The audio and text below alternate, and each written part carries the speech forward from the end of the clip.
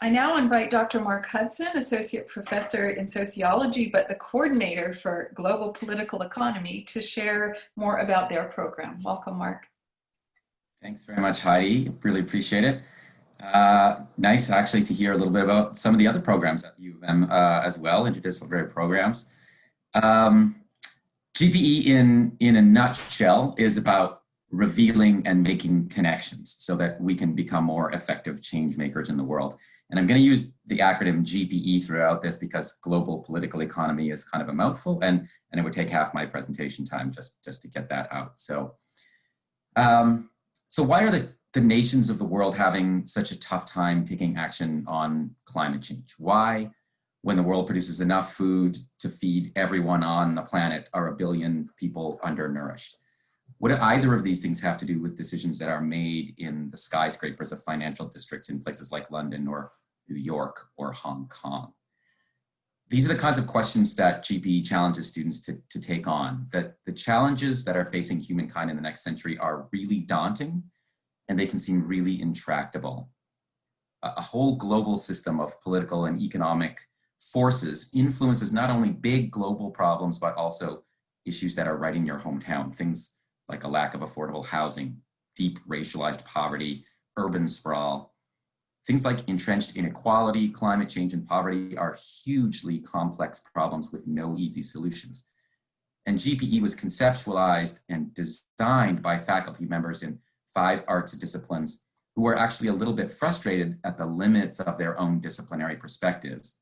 And it was designed to prepare students to understand and take on these kinds of complex social, political, economic, and environmental questions in a more holistic way. So the slide in front of you just shows the 5 different disciplines that make up GPE. And economists and political scientists, historians, sociologists, anthropologists, they all have distinct ways of seeing the world, and they have distinct tools for understanding or explaining what they see. They each offer unique, sometimes competing, sometimes complementary explanations for why the world is as it is. And the GPE program is an opportunity that's unique among Canadian undergraduate programs to learn and to bridge these perspectives to gain a really deep understanding of our complex and increasingly interconnected world. Can I go to the next slide, Amber? Thanks.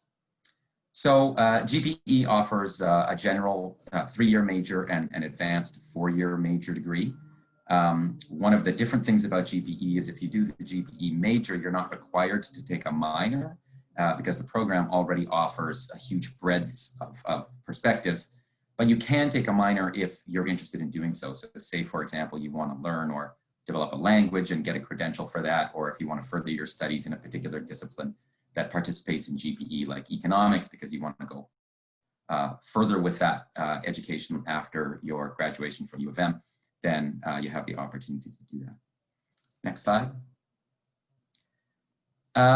So students actually have to complete a set of courses in order to get into GPE. You can't declare the major right out of the gates.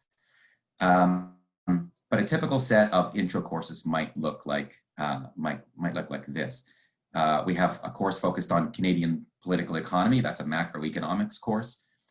We have a politics course on comparative politics, and that one has a significant focus on international development and development in the global south.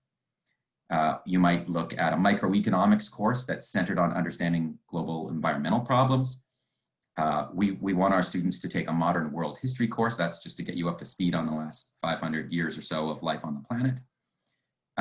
And then finally, this kind of mouthful of a course that's a GPE tailored course called Social Justice and Environmental Transformation in the 21st Century. We tried to come up with a snappy name, but really, this was as close as we could come. And in this course, the instructor uses a multimedia approach to studying 4 or 5 contemporary issues. So we might think about climate change or the pandemic or immigration, armed conflicts throughout the world, decolonization. And they introduce students to how these are understood in a political economy lens. I gather in that class you watch a fair amount of John Oliver videos and then use that as a gateway to kind of a more serious analysis. So if you haven't signed up for this particular set of courses, you don't need to worry about it. You can always make them up in subsequent years. This just gives you a flavor of the kind of courses that often are the gateway for students in GPE.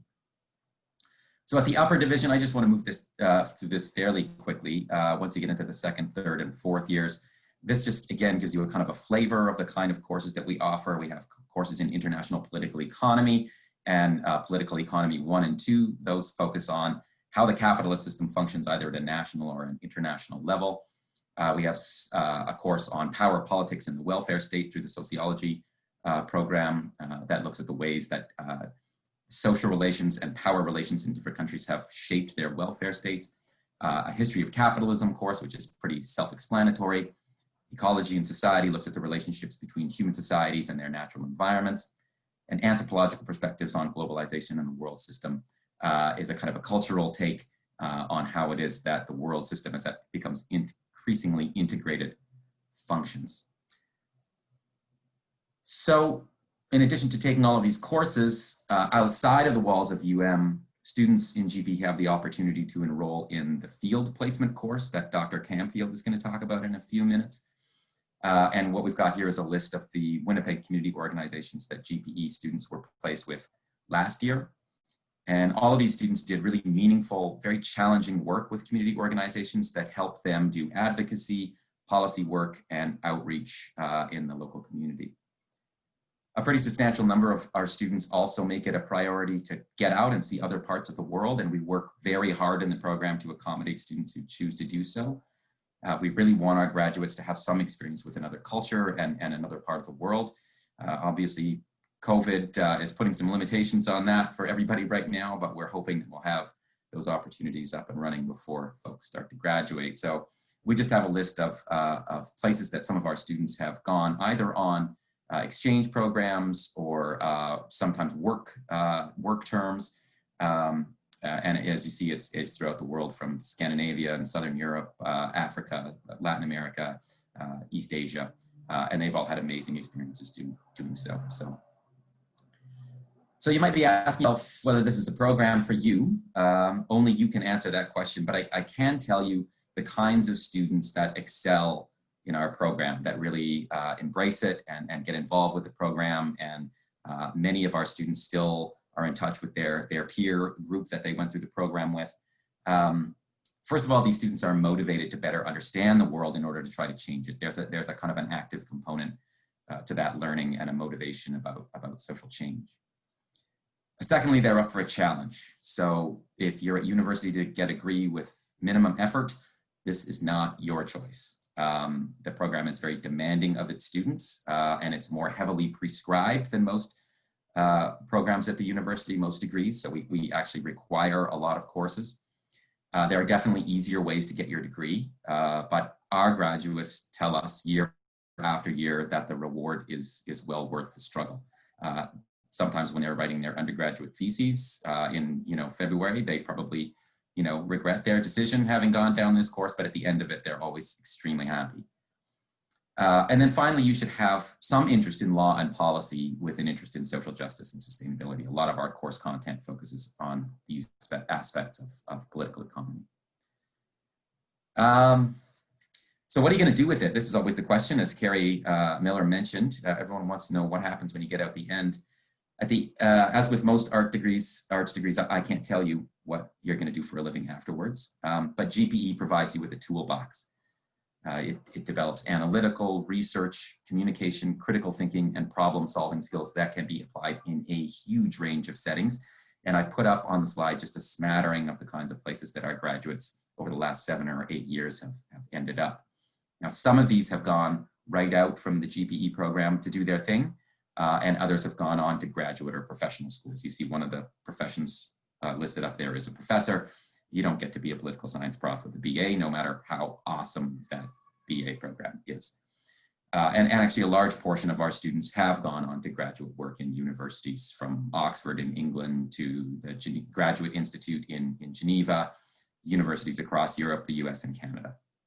So GPE has grads who are working in industries across the board, from being financial planners to doing youth outreach to being members of parliament. So as you can see, a number of our grads do end up working as policy developers or analysts with different levels of government. So we have folks working on climate policy, we have folks working on internet communications policy, doing outreach for the federal government. So a lot of folks working in the public sector. And that's it for me. So thanks for listening. If you have any questions that we don't get to today or you want to follow up later, you can find my email on the UM website, and I'm always happy to talk to anyone who's interested in the program. So with that, back to you, Heidi.